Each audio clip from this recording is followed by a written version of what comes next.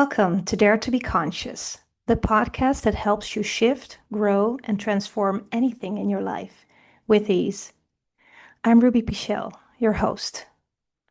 Here we explore conscious choices, spiritual growth, and practical tools to help you live fully awake, aligned, and empowered. Every episode, I share insights, stories, and strategies that support you in stepping into your power and living the life you truly desire. So, whether you're making big decisions, expanding your consciousness, or simply want to live more intentionally, you're in the right place. Let's dive in. Hey, welcome to another podcast episode, Dare to Be Conscious. Today, the topic is going to be archangels and how I started working with archangels. Now, what I would want to talk about are just a few things today, because working with archangels is not always what you think it looks like. Many times people think when you talk about archangels that you would probably see them. And sometimes you can, but many times you don't. And then how does this appear? What does this look like? And what happened for me, it doesn't mean that it should happen for you the same way, but I've heard a lot of people talk about it, and they've had a similar experience with working with archangels. So let me go back to a story many, many years ago. And this happened when I decided to take on Access Bars classes. If you don't know Access Bars, it's an energetic session created by Access Consciousness, Gary Douglas and Dane here.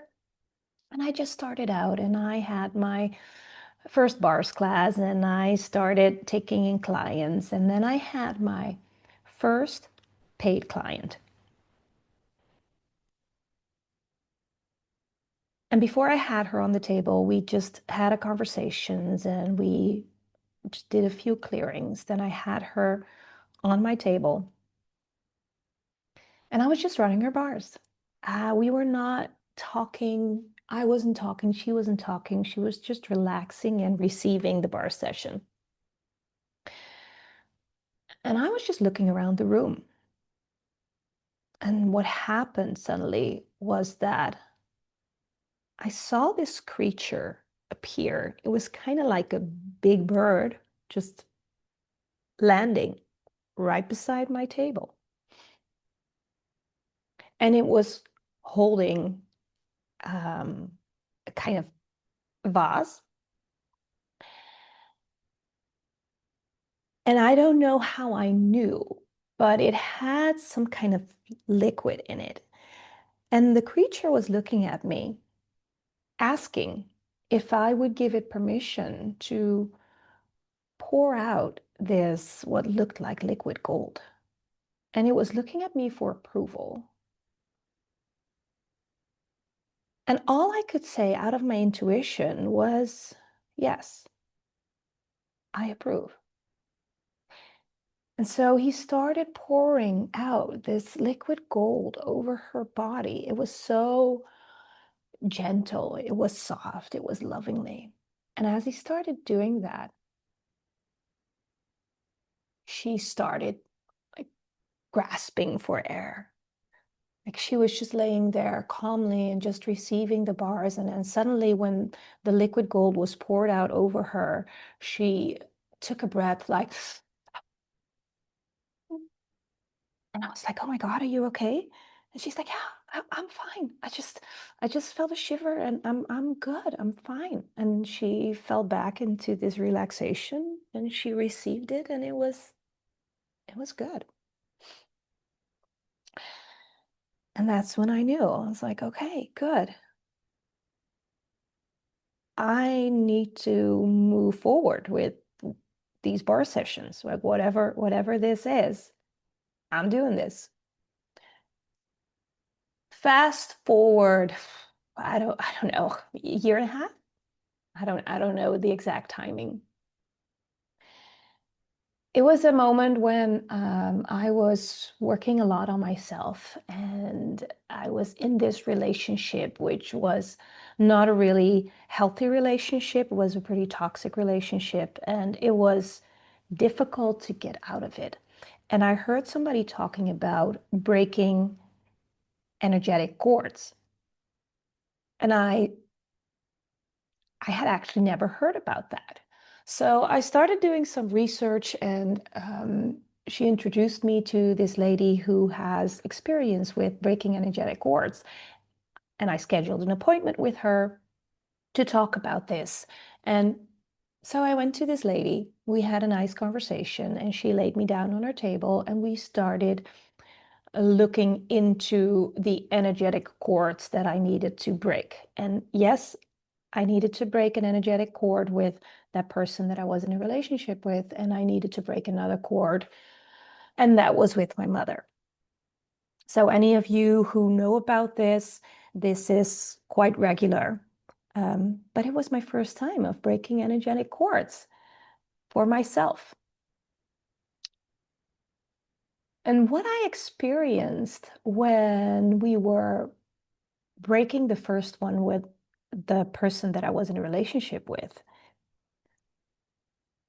the moment I cut that cord, it was like the ground that was underneath me, right underneath my feet, it was like this hatch that just went open.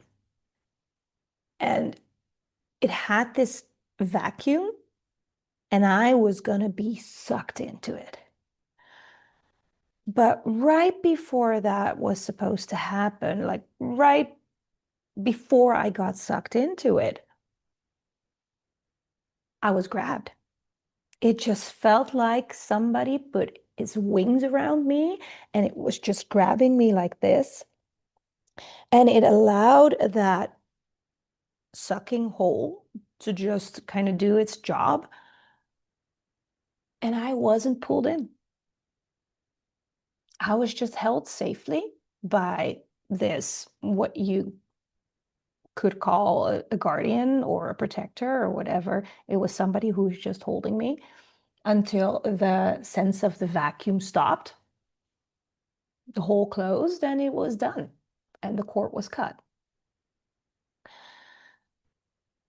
And then I cut another cord with my mother, which was, again, a liberating session and really beautiful or insightful. And that was it. And another time I cut another cord with my daughter, but that's a different story. So back to working with archangels. I did not know who that was at that time. I didn't know it was an angel. I didn't even think about an angel. All I knew was I was cutting a cord, and there was this hole I was going to be sucked into, and I was held by something that prevented me from being sucked into that hole. And because I was already doing access consciousness for a while, I thought to myself, like, wait a second, I can always tap into whatever it is, even if it's another moment in time. Because I think it was a period of like 3 to 4 weeks, and I was still thinking about it. And I was like, oh, who was that one who was holding me? And I was like, you know what? I'm gonna look into this. So I got home, and I was sitting down, and I was like, I'm just going to ask the question, right? Makes sense. So I started sitting down. I closed my eyes, and I asked the question, would the being that was there with me that day during the cord cutting, would you be willing to reveal yourself to me? And I asked, what's your name? I'd like to know who you are. And then in a split second, I heard the name Michael. And all I could think was, okay, okay, Michael. Doesn't ring a bell. It didn't really. I did not know the archangels. I did not read about the archangels. I knew nothing about the archangels. I just heard Michael, and I was telling a friend, and I was telling a friend about what I did, and that I asked this being who it was, and he said Michael. She didn't know anything about it, and we were just like, okay, that's interesting. So his name is Michael. All right. Fast forward 4 weeks. I don't know, I was in a session with Lori Ladd, and I've been on her platform for a while. So we were just in a session. I don't know what she was doing or what she was talking about. She does different things, Q&As, channel sessions, meditations, etc. And it came up, cord cutting came up, and suddenly she said, you know who is actually really willing to help with cord cutting? Like if you have to do some cord cutting, Archangel Michael really loves to help with cord cutting. And my response to that, it was jaw-dropping. I was like, oh, Archangel Michael? Are you telling me that during this session, I didn't know what was happening? Suddenly, Archangel Michael was there. I didn't even invite him. I didn't even know who he was. He was just there, holding me, preventing me from being sucked into that hole. And then I asked him, who are you? And he's like, Michael. He didn't say, that's the funny thing, right? He did not say, I am Archangel Michael. No, that's not how they talk. He's like, Michael, you're asking for my name. It's Michael. And then when I was in that session with Lori Ladd, and she was just explaining, just randomly, she's like, you know who loves helping with cutting cords? Archangel Michael. Whenever you do that, invite him in. He loves that. And I was like, oh my God. And that's when I realized there was no doubt in my mind that this was Archangel Michael helping me cutting that cord. I could feel him. I knew I was being protected. I knew he was preventing me from being sucked into that hole. And I didn't even ask for it. So that was Archangel Michael, my first encounter with him. I've had many more encounters with him, but this is how I found out about him. And then later on, I was doing a session with my niece. My brother, her father had just died, and we were meditating, and I was helping her just dealing with the pain, and we were in a session, and I could just sense a being coming near me, wanting to assist, wanting to release something from her, wanting to take something off her shoulder. This is my access conscious way. I'm not telling her what is happening, but I'm asking her to become aware of what it is that she perceives. So I asked her, would you be willing to receive help with taking this block off your shoulder? And she agreed. She's like, yeah, I'll be willing to receive some help. And I said, well, there's a being here wanting to assist you in that. Would you ask him his name before you give permission? So she asked his name, and she was like with a real question mark. She's like, Gabriel? Like, do I hear Gabriel? And I was like, I heard that too. I heard Gabriel, but I wasn't sure. So giving her the awareness, letting her know, like, hey, I perceive something. What do you perceive? And she was hesitating. She's like, I hear the name Gabriel. I was like, I hear that too. Like he wants to help you and take this away from you, take this chip off your shoulder. And she allowed him to do that. And within a few seconds, she said, okay, he's done. He's like, here you go. I'm done. And that was the encounter. First conscious encounter with Archangel Gabriel. I have a few more, but there's one more that I'd like to share with you, which is my encounter with Archangel Raphael. And Archangel Raphael came to me. I was in a session with a client, and I had been working with Michael and Gabriel for a while now. Like, it was easy for me to know when they were coming in. It was easy for me to invite them. It was easy for me to recognize when they were coming in by themselves. Like, they always ask for permission to assist, but they'll just be there. But this time, I perceived three angels. And Michael and Gabriel were there for my client. And I could tell that the other angel was there for me. He was just standing right beside me. And I asked him what he needed or what he wanted to contribute. And he said, I would like to work with you. So, as I've been working with Michael and Gabriel for a while, it was quite normal to me. And I was like, okay, cool. Thank you, Raphael. I'd like to work with you too. So that was it. We kind of just stopped engaging.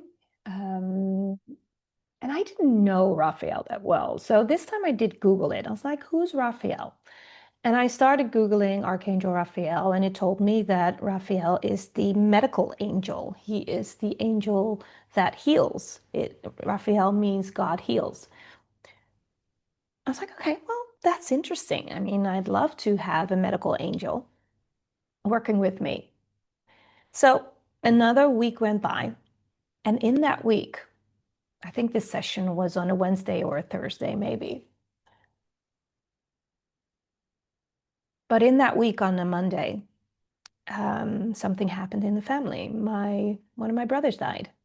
It was a Monday evening, my brother died. And the Tuesday morning, my sister went to the hospital, and I went with her, and she found out that she had cancer, severe lung cancer. Yeah, it was a heavy week, I know.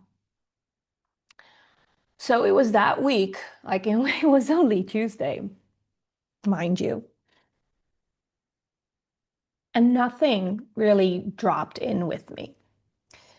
And so on Tuesday, I took my sister to the hospital. She found out that she had cancer, and we had to go and set up all these appointments in the hospital with her. And so on Thursday, the next appointment was scheduled, and I was going to take her to the hospital again. And that Thursday morning, I was sitting on my sofa before picking her up, and I was just sitting there. And Archangel Raphael came in, and he said to me, do you remember what I told you last week? I was like, yeah, I do. He's like, okay, what did I say? I'm like, I remember you want to work with me. I heard you. And he's like, yeah, for this. Like, really, how stupid can we be sometimes? I mean, as humans, we can be so slow. And he's like, I want to work with you for this. You're going to the hospital with your sister with lung cancer. I want to work with you. I want to help you. And I was like, oh, all right. Oh, ah, right. Raphael, God heals, the medical angel that wants to work with me in healing my sister who just found out she had lung cancer. All right. Like, seriously. And I just, I don't even know what I felt. I started texting my sister, like basically letting her know what happened. Just simply this story. Archangel Raphael came to me and he told me he wanted to work with me. But that message did not really arrive. So I picked her up. We went to the hospital and I asked her while we were in the waiting room, I said, "Did you read my message?" And she's like, "Yeah, I did, but I didn't get it." I was like, "Read it again." So she read the message. It was something along the lines of, like I just told you, like, I got a visit from an archangel wanting to work with me, and his name is Raphael, and he's the healing angel, and he wants me to work with him and help you heal. And she's like, "Really? An angel came in wanting to heal me?" She's like, "Really?" And she started crying. She's like, "Did an angel really come in telling you that he wants to heal me?" I was like, "Yeah, that's what he did." So we went through these appointments and we started talking about this. And one of the next appointments that she had was doing a PET-CT scan. And that's quite scary, right? You got to go through this PET scan, which is a tunnel. You get all these fluids in your body. And she's afraid of needles. So this whole exercise is quite scary and it's quite intimidating. And I had to leave her. And I said, "Remember what I said about Raphael." And I didn't just teach her to invite Raphael in. I told her to invite Raphael and Jesus, both of them, to be close to her. And basically, that's what she did. She remembered. She's like, I only had to say, like, remember, remember Raphael. And she's like, okay, I'll remember, I'll remember. And so I had to leave her for like an hour and a half, and I was sitting in a waiting room to pick her up after that hour and a half. And she came out and she was so cheerful. She was so at ease. And I was like, "How did it go?" And she's like, "It went fine." It's like, "Oh, weren't you nervous?" She's like, "No, not really. I did what you said I had to do. I invited Raphael and I invited Jesus, and it was fine. Do you want to go for lunch?" I was like, "Sure, let's have some lunch." And this is how he or they helped her going through this. And 3 months later, she was cleared. She was healthy. The cancer disappeared.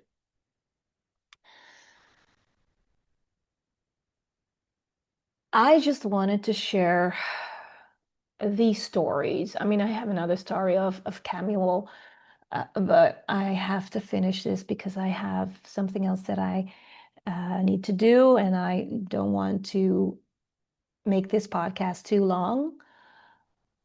I just wanted to share these archangel stories with you and how it can appear if you are only open and willing to receive it.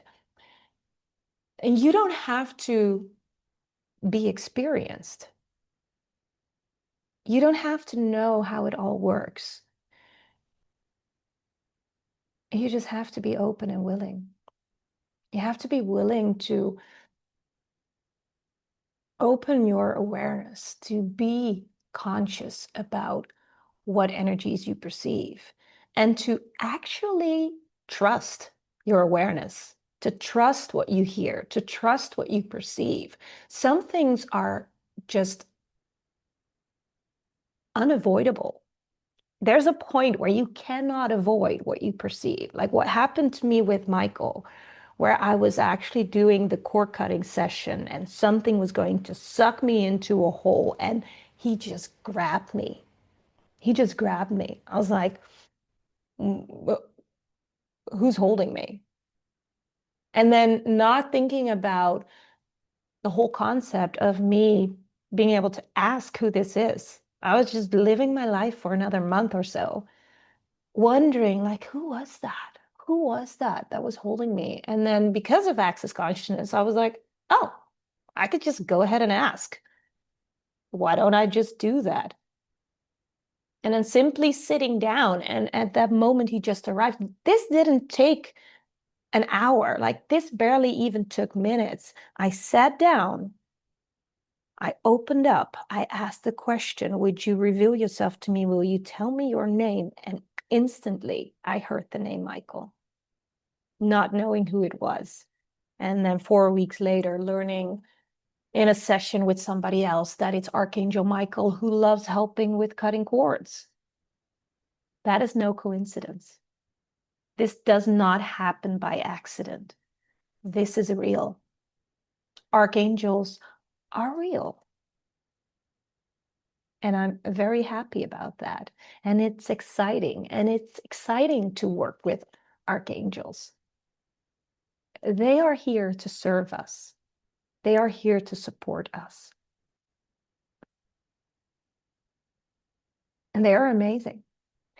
And they are funny at times. That also makes it fun to work with them. So I hope this gives you some insights. I hope this gives you an idea of how it could work with archangels. Maybe it gives you a little bit of confidence in knowing that you can do this too. Like with this experience I had with my niece, she had no experience with archangels. She just heard him. I had no experience with archangels. I mean, I have now, but I didn't back then. I didn't know.